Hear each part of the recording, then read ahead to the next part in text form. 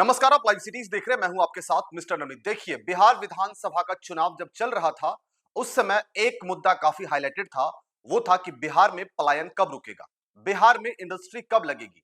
इन तमाम मुद्दों पर सरकार की पैनी नजर थी। और जब बिहार विधानसभा का चुनाव संपन्न हुआ, एनडीए की सरकार बनी और पहली कैबिनेट की बैठक हुई, तो पहली कैबिनेट की बैठक में ही इस बात पर मुहर लग गया कि बिहार में अब सिर्फ और सिर्फ इंडस्ट्रियल डेवलपमेंट पर काम होगा, यानी कि बिहार में उद्योग लगेंगे।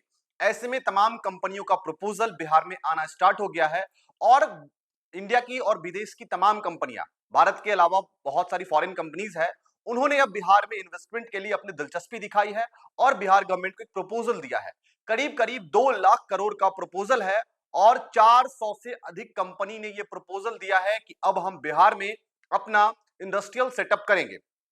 ऐसे में अब सबसे महत्वपूर्ण हो जाता है कि इंडस्ट्रियल सेटअप करने के लिए जमीन चाहिए, जमीन के साथ साथ बिजली चाहिए, लेबर फोर्स चाहिए।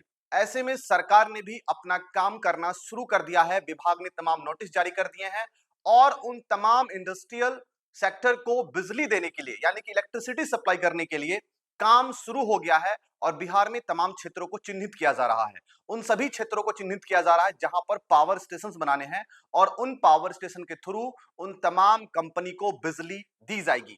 ऐसे में आपको मैं जानकारी दे रहा हूं कि बिहार में निवेश के लिए करीब करीब 423 कंपनियों ने लगभग 2 लाख करोड़ का निवेश प्रपोजल बिहार गवर्नमेंट को दिया है। ऐसे में बिहार की इंडस्ट्रियल डेवलपमेंट को लेकर सरकार भी एक्टिव हो चुकी है और तमाम पावर स्टेशन बनाने की बात की जा रही है ताकि उन कंपनी को 24 आवर की बिजली सप्लाई दी जाए।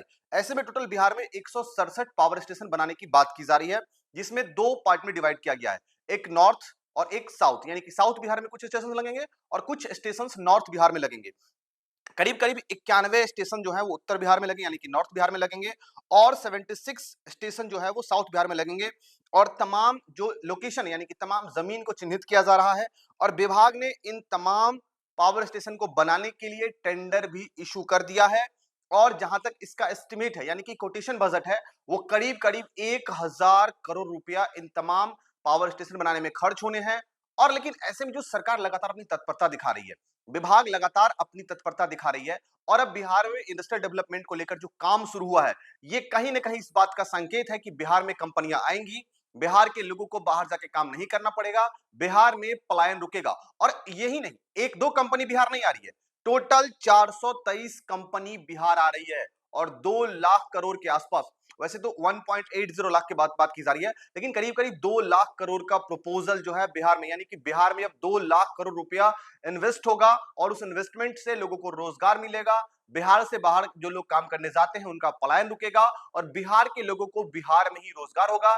ये बड़ी कदम उद्योग विभाग की तरफ से उठाई गई है। आपको पता है कि पहली कैबिनेट की बैठक हुई थी और पहली कैबिनेट की बैठक में ही चीनी मिल के साथ साथ तमाम उद्योगों पर बढ़ावा देने की बात कही गई थी और अब वो एक्शन दिख रहा है। और पहला एक्शन ही है कि अब बिहार में उन कंपनी को पावर सप्लाई के लिए सब स्टेशन बनाने की शुरुआत हो चुकी है।